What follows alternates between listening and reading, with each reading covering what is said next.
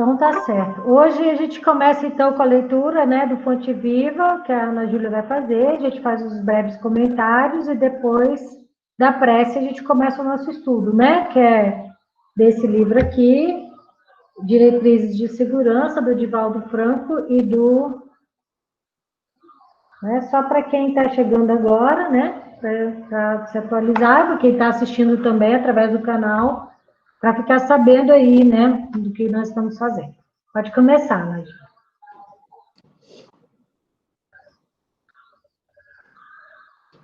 No campo social. Ele respondeu e disse: dai-lhes voz de comer. Marcos, capítulo 6, versículo 37. Diante da multidão fatigada e faminta, Jesus recomenda aos apóstolos: dai-lhes voz de comer.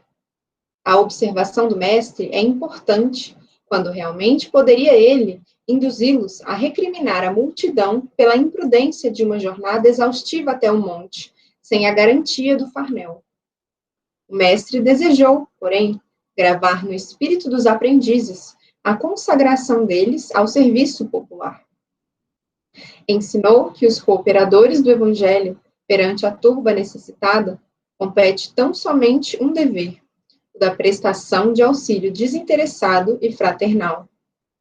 Naquela hora do ensinamento inesquecível, a fome era naturalmente do corpo, vencido de cansaço, mas, ainda e sempre, vemos a multidão carecente de amparo, dominada pela fome de luz e de harmonia, vergastada pelos invisíveis azorragues da discórdia e da incompreensão. Os colaboradores de Jesus são chamados, não a obscurecê-la com o pessimismo, não a perturbá-la com a indisciplina ou a imobilizá-la com o desânimo, mas sim a nutri-la de esclarecimento e paz, fortaleza moral e sublime esperança.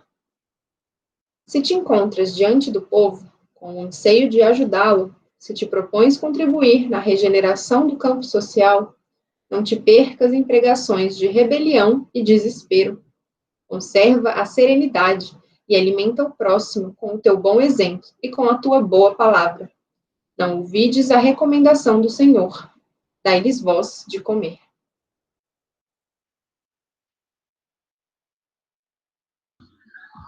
Então, nessa pandemia, então, né, gente, que a gente já pensa logo, né, primeira coisa que os centros espíritas se preocuparam mais é conseguir comida para mandar para essas famílias, né, da pandemia. Então, assim, hoje lá no Paulo de Tarso são mais de 300 cestas que estão sendo... Oi, Alexandra! Oi, tudo bom? Tudo bom, e você? Tá tudo bem aí com a sua família? Graças a Deus. E você, com a sua? Pois é, essa semana a gente perdeu a irmã do Luiz, né? Por causa do Covid, aquela que estava internada, ela acabou falecendo. Aí a família dela mora aqui do lado, né? Nossa, mas é uma tristeza. É difícil, né? O desaparecimento, né, material da pessoa é uma coisa assim, que só acreditar em outra vida é que conforta, né? É verdade. A verdade é essa. Isso aí não acredita, é uma dor terrível. A gente acredita, a gente sofre, mas a gente tem uma noção, um conhecimento, né? Sabe que não é só isso aqui. A gente sabe que a pessoa não acabou, né? Aham. E aí, que em algum lugar ela tá, que ela pensa, que ela sente, né? Que uma hora nós vamos estar todos lá, então, e que a morte é uma coisa inevitável, né? Uhum. Aí, mas eles estão sofrendo, né? Nunca tinha passado por um luto assim tão próximo, né? E o luto é complicado, né? Mas, a gente só pode pedir para que Deus dê o conforto, né? É verdade. A gente está falando aqui, né, Alexandra, que a leitura que a Aninha fez, veio falando da gente, dessa parte social, de cuidar, né, das pessoas que têm fome, das pessoas que estão precisando de auxílio, né, material mesmo, esse auxílio de comida, né? E eu estava falando que os centros espíritas, a prioridade, o primeiro pensamento, o pensamento primordial, foi de manter, né, de conseguir manter essas cestas. Apesar do nervoso, do desespero, assim, que, por exemplo, casas como o Paulo de Tarso, que é o que são os que mandam para a gente as cestas, né, do nosso pessoal, eles adquiriam muita parte, muitas coisas ali da cesta básica eram adquiridas através do almoço que não poderia ser feito, né? O almoço que era um almoço que dia de domingo, todo mundo trabalhava, aquela coisa toda. E aí ficou numa situação que não dava para ter um almoço, e aí aquele desespero, mas a primeira preocupação de engraçado foi essa, mas aí as pessoas começaram a se organizar para poder doar esse alimento, né? Porque sabiam que eram famílias já cadastradas há um tempo, famílias carentes, que com a pandemia a tendência é ficar ainda pior, né? Então, assim, é estender a mão em solidariedade, é ter piedade, né, das pessoas que estão realmente passando por momentos muito difíceis, né, por momentos, assim, bem complicados. E eu tenho uma vizinha aqui, ela é até evangélica, mas ela não tá, não é, isso não é ligado à igreja evangélica, mas ela está juntando, ela é mexicana e o marido dela é paraguaio. E ela está juntando coisas para mandar para os refugiados da Venezuela que estão perto da rodoferroviária. Vocês já ouviram falar desse grupo que está lá? Mina diz que, olha, o pessoal diz que é uma pobreza tão grande, tão grande, tão grande. Diz que é tanta criança, tanta criança. Porque vocês conhecerem, se quiserem falar, eu vou botar no grupo, vou postar lá no grupo. Se alguém quiser, eu trago para cá para entregar para ela, tá bom? Leite. Eles estão precisando de leite também para as crianças lá, tá? Então tá, era isso. Fala sobre isso. Então a gente, como cristão, a gente está tendo mais, graças a Deus. A gente tem alimento na nossa mesa, né? E eu sei que eles não vão conseguir manter as 300 cestas a partir de agora, mudou a presidência lá também, né? E eles acham que eles não vão conseguir manter as 300, então eles estão querendo dar uma sondada quais são as famílias que estão realmente precisando, né? Para continuar. Então é triste, né? Porque a gente, muitas vezes a pessoa já conta com aquilo ali, né? Mas vamos ver o que a gente consegue fazer, né? E agradecer ao Paulo de Tarso por tudo que foi feito até agora, né? Toda a assistência que eles mandaram até agora. Um dia a gente sabe que a gente vai ter que andar com as nossas próprias pernas, né? Mas enquanto esses centros, amigos, irmãos que têm acompanhado com a gente há um tempo estiverem nos ajudando, é bom, né? Também, porque a nossa comunidade precisa, né? Então vamos lá. Quem vai fazer a prece dela? Pode ser você, Alexandra? A Eliane faz a última.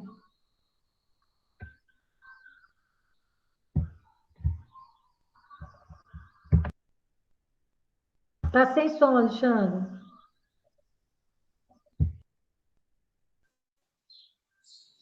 Vamos levar o pensamento no Mestre Jesus, pedir proteção para nossa querida frequentadora lá do centro, que desencarnou ontem, pedir que o Espírito de Luz a receba, acolhe da melhor forma possível, que ela vá para o lugar de merecimento dela, assim.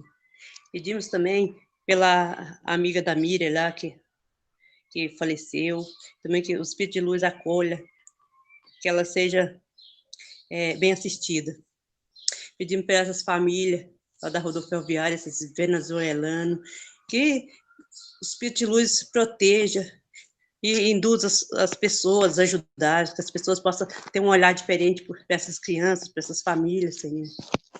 Pedimos proteção durante a nossa semana, pedimos orientação ao Espírito de Luz durante o nosso estudo, que possamos estar abertos da melhor forma possível e absorver a maior quantidade de ensinamento e colocar em prática, Senhor. Pedimos permissão para dar início ao nosso estudo, dizendo graças a Deus e graças a Jesus. Que assim seja. Graças a Deus e graças a Jesus. Então, nós paramos na 12, é isso? Então, vamos lá. No passado, os trabalhos de materialização de espíritos tiveram fundamental papel na divulgação da realidade do espírito. Hoje em dia, tais atividades só muito raramente ocorrem e não apresentam a mesma importância. Há possibilidade de que no futuro esses trabalhos passem a desempenhar algum novo papel no movimento espírita ou mesmo na humanidade? Quem responde é o Raul, tá? Podemos evocar em O Livro dos Espíritos, conclusão item 5, as palavras do codificador Allan Kardec ao dizer que 3 períodos distintos apresentam o desenvolvimento das ideias espíritas. Primeiro, o da curiosidade, que a singularidade dos fenômenos produzidos desperta. Segundo, o do raciocínio e da filosofia. Terceiro, o da aplicação e das consequências. O período da curiosidade passou. A curiosidade dura pouco. Uma vez satisfeita, muda de objeto. O mesmo não acontece com o que desafia a meditação séria e o raciocínio, que é a segunda fase, certo, gente? Começou o segundo período, o terceiro virá inevitavelmente. Na mesma obra, conclusão item 6, volta a carga o codificador ao se expressar. Falsíssima ideia formaria do espiritismo quem julgasse que a sua força lhe vem da prática das manifestações materiais e que, portanto, obstando-se a tais manifestações, se lhe fará minado a base. Sua força está na sua filosofia, no apelo que dirige à razão e ao bom senso. Alguém quer comentar alguma coisa? Continua esse também, não? Tem outra página. Continua, é? Então, vamos lá. De tudo o que temos aprendido na codificação espírita e pelas orientações dos imortais que hão transmitido esses ensinamentos no sentido de nos explicar as instruções doutrinárias, verificamos que não está nas cogitações do mundo espiritual superior nenhuma retomada dos fenômenos de efeitos físicos, a fim de levar pequenos ou grandes grupos humanos à crença. Num tempo em que se pode pensar, analisar os fatos e dados com excelentes suportes científicos e tecnológicos, desde que se tenha interesse e boa disposição para isso, alicerçando a fé sobre a força da razão e iluminando a razão com as chamas que nascem na experiência prática do amor a Deus e ao semelhante. Em muitas áreas do movimento espírita, porém, parece que algumas almas estão rumando na contramão dos propósitos do espiritismo. Enquanto os imortais falam, escrevem, demonstram e orientam a criatura humana de modo que ela se espiritualize, tanto quanto seja possível na Terra, muitos encarnados gastam seus recursos psíquicos e físicos na tentativa pertinente à primeira fase, ou seja, de materializar os espíritos.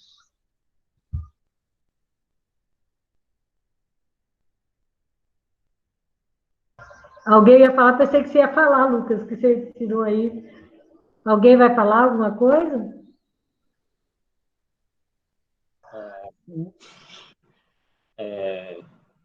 A gente pode tecer vários comentários, né, em torno disso, porque ele trazendo essa passagem da conclusão do Livro dos Espíritos, em que Allan Kardec explica sobre essas 3 fases do espiritismo, a gente pode entender melhor, né, o movimento espírita, né, e o nosso papel como espíritos. Né? E porque, como ele falou aqui no final da resposta dele, tem muita gente, e às vezes a gente se prende muito nas manifestações, né, na parte do fenômeno. Só que essa fase do espiritismo, ela já passou, né, ou já deveria ter passado para a gente. E é muito bem relacionado com a lição inicial do Fonte Viva, em que Emmanuel pegou a passagem em que Jesus fala aos discípulos para que eles deem de comer, né, para a multidão. Ou seja, que a gente faça alguma coisa de nós mesmos, né? Porque é muito comum que a gente fique pedindo muito a espiritualidade superior, que Jesus, né, ajude as pessoas, né, salve as pessoas, salve o mundo até. E é claro que a oração é essencial e é muito importante. Ela é muito necessária para a nossa vida. Mas o que nos é pedido é que a gente faça algo de nossa parte, né? Que a gente materialize a bondade dos planos superiores aqui na Terra. Porque essa fase de materialização dos espíritos já passou. Agora é o momento, como Jesus falou, para a gente dar de comer, para a gente continuar o trabalho, né?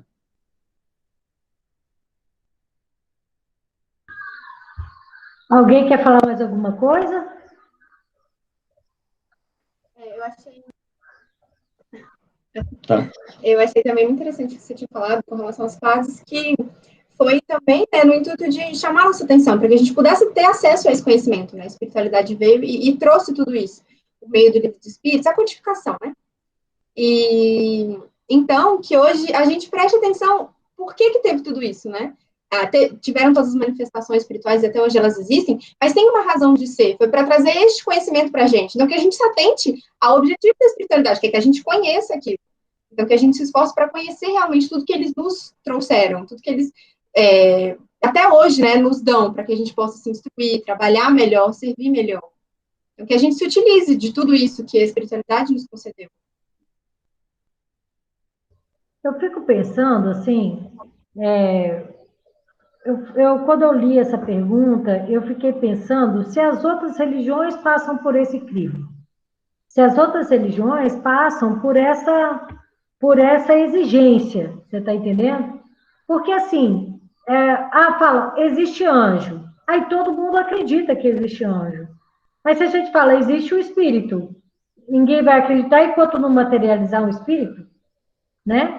São essas coisas, assim, que às vezes eu fico me questionando, para que o espiritismo vai ter uma atitude dessas, né?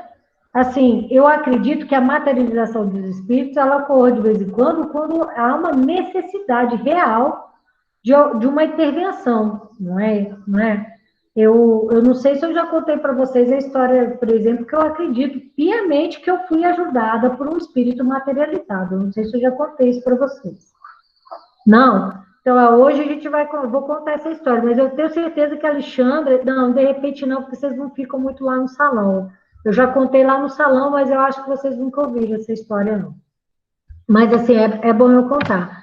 Mas existe isso, a denominação de demônio e de anjo e de espírito, né? Ela existe em todas as religiões, né? Pois é. Então, eu vou contar essa história para vocês, né? Porque realmente é uma história que eu acho que houve uma finalidade de uma materialização, né? Porque realmente, quando a pessoa não tem fé, não adianta ela ver, mata a curiosidade dela, e quando ela sai dali, ela fica caçando outras justificativas para aquilo, sabe? Não acredita nisso, assim.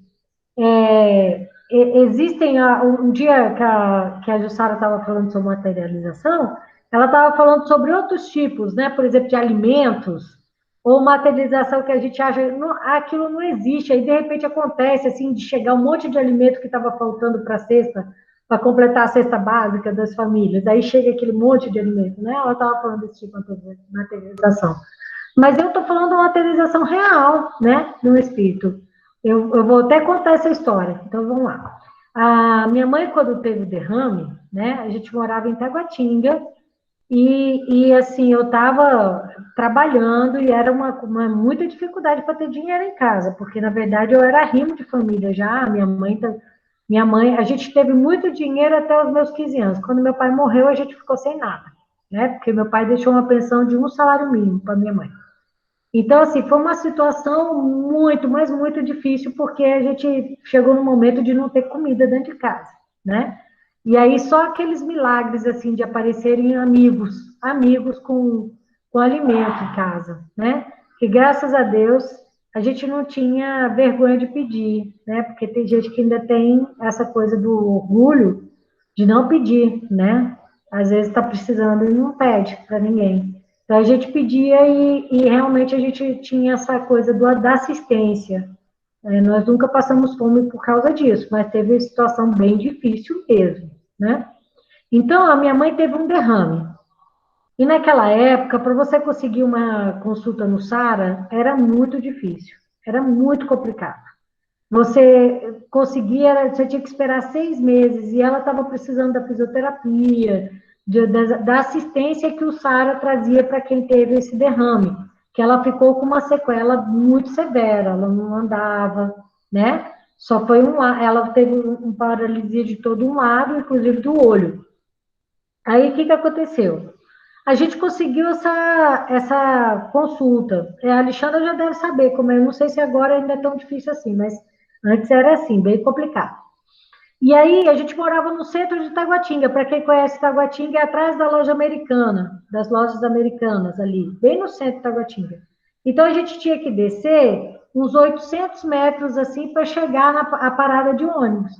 Só que no dia da consulta da minha mãe, a gente simplesmente não tinha dinheiro para pagar a passagem. E naquela época, deficiente pagava passagem e também o seu acompanhante. Então, não tinha essa coisa da lei que hoje tem, que o deficiente não pode pagar, que não precisa pagar, né? Nem o seu acompanhante. Mas aí, a gente começou com aquele desespero. Não tem dinheiro para pagar a passagem. Como é que nós vamos fazer? Aí, a primeira coisa, a gente saiu pedindo para todos os vizinhos. E os vizinhos de Taguatinga também não tinham dinheiro, né? Também não tinha dinheiro. Então, aquela coisa assim que pode acontecer com qualquer um, faltar o dinheiro. Então, eu comecei, foi dando a hora da reunião, foi dando a hora da consulta, e eu naquele desespero, o que eu vou fazer? Eu tenho que descer com a minha mãe andando até a parada, que era muito difícil, ela ia se arrastando, né? E eu falei assim, como que eu vou fazer com isso? Porque era de dia, e eu tinha, naquela época eu trabalhava, e eu ganhava uns vale transporte. E aí era de papel, sabe? Vocês são jovens, vocês não conhecem isso, mas a gente que é mais velho conheceu. Era um vale transporte de papel, assim, que você pagava o ticketzinho, né, para entrar. Então, como eu trabalhava e ficava sem jantar, eu ia direto para a faculdade, sobrava um pouquinho, e às vezes eu vendia aquilo para poder ganhar um dinheiro a mais, né? Então, eu deixava de jantar para poder vender aquilo e ganhar um dinheiro a mais. Então, o que aconteceu? Eu conheci o cara no centro de Taguatinga que ele comprava esses vales, assim, eu falei, olha, foi dando horário, eu não consegui o dinheiro, eu não podia perder aquela consulta. Eu falei assim, eu conversei com aquele lá de cima e falei para ele assim, o que eu faço? Eu vou para a parada com a minha mãe, assim mesmo, e vou chegar lá e vou falar. Se o rapaz do vale estiver lá, eu peço para ele. Se o rapaz do vale não estiver lá, antes de eu entrar no ônibus, eu vou pedir para o motorista de ônibus para deixar que eu vá, sem pagar a passagem. Vou pedir para ele e vou explicar para ele, eu não tenho um tostão e eu não posso perder essa consulta. Então eu fui, naquela dificuldade para andar com a mamãe, aquela coisa toda. E quando eu cheguei lá, eu olhava assim, a parada de Taguatinga é uma parada que você vê o ônibus bem de longe já. Ele está vindo, você está vendo, né? Você conhecia pelo número, o ônibus, aquela coisa toda. Então, aí eu comecei a ver o ônibus vindo e eu procurava o homem. Tinha pouquíssimas pessoas naquela hora lá na parada. E eu procurava um homem para um lado, para o outro, aquele homem não estava lá, eu tinha certeza, aquilo era difícil de achar, não tinha ninguém. E o ônibus vindo, aquela confusão.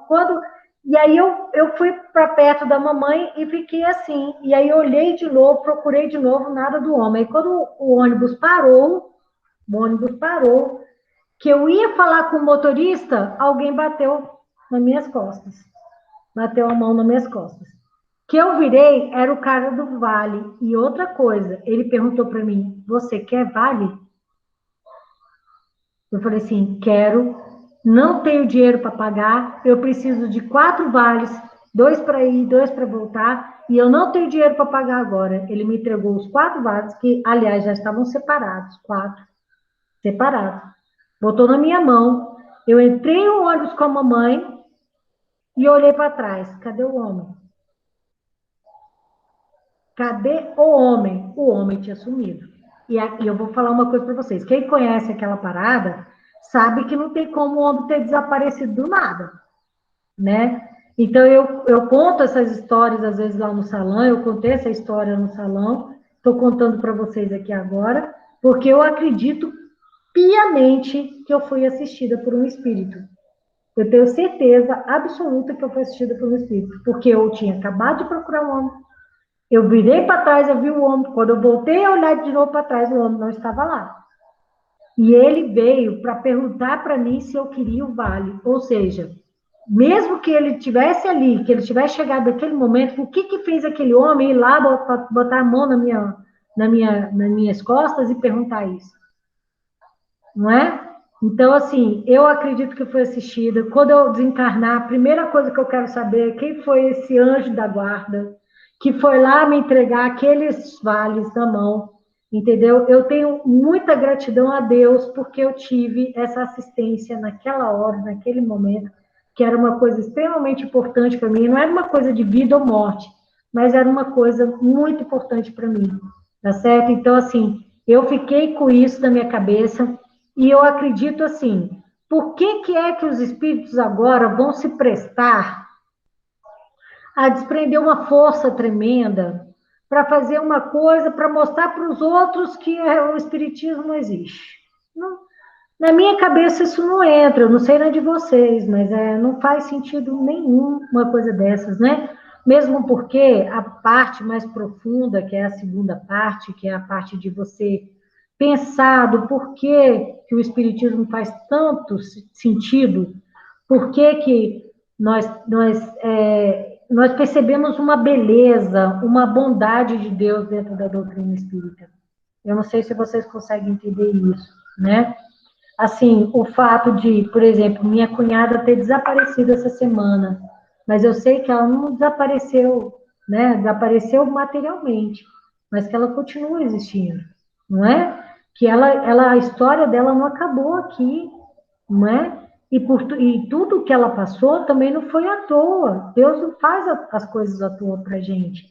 Então, essa beleza é a beleza da doutrina espírita. É essa sim, ela tem muita lógica. Ela faz a gente pensar, não é?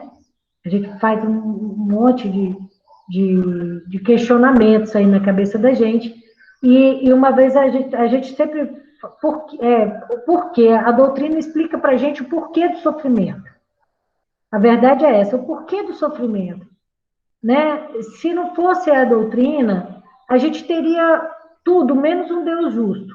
Se não fosse a questão da reencarnação, ele seria muita coisa, menos um Deus justo, não é? Porque não existe isso. Uma pessoa que vive 2, 3 semanas vai para o céu. Uma pessoa que passou 80 anos, um caso bem próximo da família, uma menina nossa que ela é muito bacana, muito legal em tudo, tudo, tudo, mas ela não consegue perdoar o pai, que a abandonou, que a menosprezou, ela não consegue perdoá-lo nesse momento, claro, né? Graças a Deus a gente sabe que isso não vai ser eterno. Se Deus quiser, isso não vai ser eterno.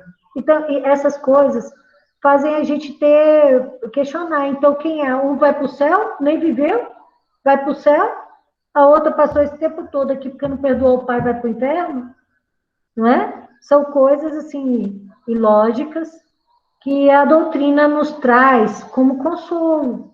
É um consolo para a vida, não é? Para o sofrimento que todos nós temos. A Alexandra tem, Eliane tem, eu tenho, né? Todos vocês têm. Então, assim, se essa segunda parte é uma parte muito mais aprofundada, não é? A parte do questionamento, da visão. Alguém quer falar mais alguma coisa? E tem também um pensamento muito comum, né? Acho que sempre existiu, né? E hoje a gente vê também acontecendo muito, e com pessoas que a gente conhece também, que sabe, às vezes, que você é uma pessoa religiosa, né, que você acredita em Deus, que é espírita mesmo. Aí questiona, então por que não aparece aqui? Né? Se Deus existe, por que ele deixa acontecer tanta coisa? Né? Por que o Espírito não aparece aqui? Por que Jesus não aparece e guia a humanidade? É justamente esse pensamento, né, que você estava falando. Por que a espiritualidade superior, né, seres que atingiram um estágio angelical, eles iriam vir aqui para a Terra e substituir o nosso lugar, né? Porque quando eles vêm, como o próprio Mestre Jesus veio, né? Ele não se negou a vir, descer, né, do lugar mais alto que a gente nem imagina dos céus, para nos salvar, é justamente para nos guiar, para nos mostrar o caminho, né? Que eles vão nos ajudar com certeza, como essa história muito bela da sua vida que você falou, eles sempre vão nos auxiliar, mas o dever do trabalho é nosso, a responsabilidade é nossa, né? Isso que muitas vezes a gente não compreende, né? Que nós temos a responsabilidade da ação, de nos decidir por agir e por transformar o mundo, né? Porque eles não vão vir aqui fazer o nosso trabalho pela gente. Porque isso também é característica da bondade divina. Deus é tão bom que permite que a gente trabalhe na sua obra. Então é preciso que a gente trabalhe, né? Essa é a questão da materialização, né, dos espíritos. Ela só se completa com a ação da gente, né, Lucas? Exato, exatamente. Por isso que é fantástica, né? E teve muita conexão essa mensagem inicial de Emmanuel, que é dar-lhes voz de comer, né? Porque foi quando Jesus multiplicou os pães depois, né? E alimentou milhares de pessoas com aquele pouquinho de peixe, aqueles 5 pães que os discípulos tinham. Mas ele precisou daquele pouco que os discípulos tinham para multiplicar, né? Ou seja, Jesus, ele vai multiplicar o que a gente fizer, mas é preciso que a gente se esforce para dar o pouquinho que a gente tem. É isso, né? Que a gente se esforce para fazer essa materialização do bem, do reino de Deus aqui na Terra, né? Eu lembrei também da história de Paulo, no livro Paulo Estevão, né, de Emmanuel, da entrada de Damasco, né? Paulo estava lá e ele literalmente caiu do cavalo ao ver Jesus, né? Jesus apareceu para Paulo. E depois de toda aquela emoção, né, que é maravilhosamente bem narrada no livro, Paulo pergunta para Jesus: o que queres que eu faça? É isso, né? Ele tomou para si a responsabilidade. Agora a minha vida não é mais minha, né? Ele no futuro, inclusive, né, até fala que não mais, como é? Nossa, mas eu que vivo, mas o Cristo que vive em mim. Exatamente. Ele passou realmente a vida inteira trabalhando, se dedicando. A partir do momento que ele percebeu, né, que ele estava indo pelo caminho errado, ele então realmente enxergou isso e tomou para si, trabalhou e serviu durante toda a sua existência. Engraçado, Aninha, você citar exatamente esse momento ali do Paulo, porque é o seguinte, ele era um doutor da lei, um perseguidor, mas ele sabia muito bem a lei, ele entendia muito bem a lei. Então, devia ter uma pulga atrás da orelha de Paulo, já devia ter assim, um germe comendo o pensamento tradicional de Paulo, porque não foi só a questão do aparecimento daquela luz. Como eu te falei, é claro, às vezes a gente precisa de alguma coisa para chamar a atenção da gente para algo, mas é óbvio que a ideia já estava sendo estruturada na cabeça de Paulo. Precisava de um empurrãozinho. No caso do empurrãozinho, foi uma luz que veio, o próprio Jesus veio para falar com ele, né? Então, assim, eu acredito nisso, sabe? Que a luz, ela foi só a gota d'água, você entende?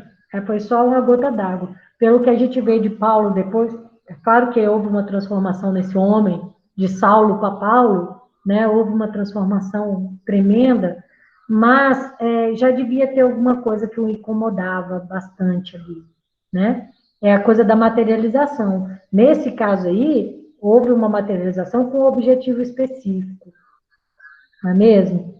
Mas se fosse só isso, ele teria visto e depois ele teria achado que ele tinha tido uma alucinação, né? Não, ficou cego, né? Ficou um tempo ali mais para digerir aquilo. É bem interessante. Esse exemplo que você deu, Aninha, foi muito legal, para ilustrar o que a gente está falando aqui. Alguém quer falar mais alguma? E também muito bom porque ilustra essa materialização que aconteceu, ilustra justamente o papel da espiritualidade superior, né? Jesus como o nosso mestre, de nos guiar e nos auxiliar, e tem muita relação com o questionamento, né, que a gente tinha posto, que muitas pessoas fazem: por que que ele não aparece, por que os espíritos não aparecem, por que que Deus, né, não aparece? Mas, na verdade, já apareceu, né? Jesus esteve aqui e fez todos os milagres, né? Ele andou sobre as águas, ele retornou a visão aos cegos, né? Ele curou paralíticos, né? E, acima de tudo, ele deu vida nova para aqueles que estavam perdidos numa vida imoral, né? Para prostitutas, para bandidos, para ladrões, né? Ou seja, ao longo da história, e Jesus é o grande exemplo disso, mas ao longo da história, a intervenção divina sempre apareceu e se concretizou aqui na Terra. Só que acaba se negando, né? E várias pessoas viram, tá registrado, mas se nega. Será que aconteceu mesmo? Tem gente que até indaga se Jesus realmente existiu, se não é uma figura mitológica, né? Mas o fato é que aconteceu sim, e isso vai sendo perdido de vista ao longo do tempo, né? Mas que com certeza, com o passar do tempo, é uma compreensão que vai atingir a todos, né? E se essas pessoas que fazem esse questionamento, né? Se o espírito, na hora que eles fizessem questionamento, se materializasse ele na frente, seria suficiente? Eu creio que não seria, entendeu? Porque não quer enxergar. A gente tem tudo aqui, claro. Muitas vezes nada seria suficiente para convencer, né? Que nem a Miriam estava falando que Paulo já tinha uma preparação mental, espiritual, para poder se transformar. Não foi Jesus que foi lá e transformou ele, não. Ele que foi capaz de fazer essa transformação. Exatamente. Jesus apareceu para várias pessoas também. Curou vários. Desses que eles curou, quem voltou, né? Paulo. E eles não foram Paulo, concorda? Então, é isso que eu vejo também. Você citou os milagres que Jesus fez aqui, eu vou além. Eu cito para você os milagres que Jesus está fazendo agora. Na minha rua, tinha um rapaz que ele bebia todos os dias. Todos os dias. E era uma briga na família dele, era aquela confusão, aquela gritaria, a família toda desunida. Até pegavam faca para matar um ou outro, aquela confusão toda. Houve uma conversão. Não foi ao espiritismo, mas houve uma conversão. Ele, de coração, ele escutou o que Jesus estava falando. Daquela época, mandou essa mensagem para ele agora. E ele mudou. Da água para o vinho. Eu consegui. Essa é uma transformação que eu presenciei. Por isso que eu estou falando para vocês isso. Eu convivo com essa pessoa hoje. E ele reestruturou a família dele. E nesse caso, Jesus deu uma vida nova. Deu uma vida completamente nova para essa família, para essas pessoas que estão ali. Isso é um milagre? É. De Jesus? É. É um milagre de Jesus. Só enxerga quem quer ver. Não é? Então, assim, são os ensinamentos, são todas essas coisas que ficaram para nós, para a gente saber que existe, que viu. Eu falei para vocês da conchinha, que materializou, legal, bacana, mas há desprendimento de energia, de um monte de coisa, não é? Então, nós temos pessoas para curar, nós temos pessoas para poder dar o passe virtual, não é? Tudo isso a gente acaba trabalhando de alguma forma a energia. Então, assim, eu penso na minha cabeça, que é leiga, né? Quem sou eu? Eu só penso assim, que há coisas mais importantes. E que tudo tem seu tempo. Algumas pessoas ainda não despertaram para as verdades que tem ali no livro dos Espíritos. Mas uma hora elas vão parar para pensar nisso, não é? Uma hora, não pode ser nessa vida. O legal disso tudo é que o movimento espírita, a questão do espiritismo, ela já tem uma estrutura tal que a gente não precisa mais, assim... a gente já tem uma estrutura de casa, para funcionar, não é? São várias casas espalhadas pelo Brasil, pelo mundo inteiro. Então, nós temos casas já para mostrar ali, para dar assistência, para dar apoio. Então, graças a Deus, nós chegamos já a esse patamar. E eu acredito, tá certo, que agora o resto do mundo também vai começar a fazer esse processo aí, tá?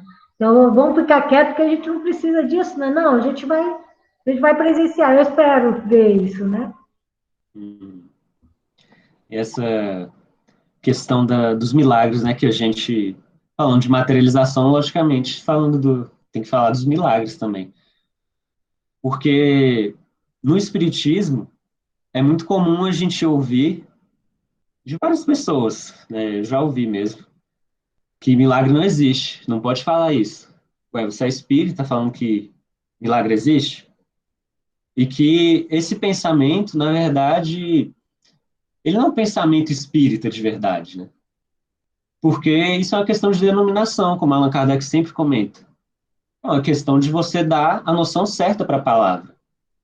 Aí eu lembro da conceituação que um dos instrutores de André Luiz dá, e que ele nos narra em um de seus livros, Da Vida no Mundo Espiritual, falando justamente sobre os milagres. E esse instrutor espiritual fala que os milagres, é certo que não existem como derrogação da lei da natureza. Ou seja, como derrogação da lei da natureza, é óbvio que não existe, né? Deus não criou uma lei, e como ele é perfeito, essa lei é perfeita, ele não vai desfazer isso. É perfeito já, né? É algo eterno. Mas não quer dizer que esses acontecimentos que chamamos de milagres não aconteceram. Que para nós é um verdadeiro milagre. Que não é uma derrogação da lei da natureza, mas a gente não entende essa lei ainda. A gente entende muito pouco. E ainda mais como espírita, por ser também ciência e ser filosofia, às vezes a gente acha que entende muita coisa, mas não entende. A gente não sabe de muita coisa. É um milagre a própria vida, né? Não precisa mais de materialização, porque a própria vida já é materialização da bondade divina. Uma árvore, se a gente observar a árvore com esse olhar mais elevado, com esse olhar compreensivo da realidade espiritual, da realidade da própria vida, a gente vai ver que a planta é um milagre. Como é que de uma semente ali no escuro da terra, ela só precisa de um pouco de água e ela consegue germinar, pegar todos aqueles nutrientes e transformar um dia em folhas, em flores, em frutos, dando sombra, dando comida para gente. A própria vida humana, né? Que parte de um encontro de duas células, é um pequeno conjuntinho de células, uma única célula que vai se multiplicando e forma ali um feto, que nasce um bebê e cresce assim para uma vida humana. Isso é um milagre. Como dizer que isso não é milagroso, que não é materialização? É materialização. É porque uma das acepções do milagre é ser uma coisa maravilhosa, não é? Acontecer algo maravilhoso, algo espetacular, não é? Então, assim, a gente, é aquilo que você não é, voltou à doutrina e lembrou muito bem, graças a Deus, que a questão dos milagres não é a subversão de uma lei da física, da natureza, não é isso, né? É a gente perceber uma coisa que é maravilhosa acontecer, né? Isso já é um milagre, uma coisa maravilhosa acontecer é um milagre. Bom, é isso. A gente só leu uma, né? Vocês acham que dá para a gente ler mais uma? Ela é pequenininha, a 13. O que vocês acham? Vejam aí. Não, ela tem o outro lado também, né? Ah, eu acho que a gente pode ficar por aqui, não é? O que vocês acham? Legal. Então, tá bom. Então, pessoal, mais uma vez, eu achei super produtivo, tá certo? E eu acho que o pessoal, se mais uma pessoa, duas pessoas assistirem a gravação, eu acho que a gente já está alcançando, né? Nosso objetivo. E obrigada pela participação, obrigada por vocês estarem aqui. Vocês me completam nesses estudos, porque eu vou só até uma parte, vocês completam, viu? Vamos lá, então, Eliane, pode fazer a prece para encerramento?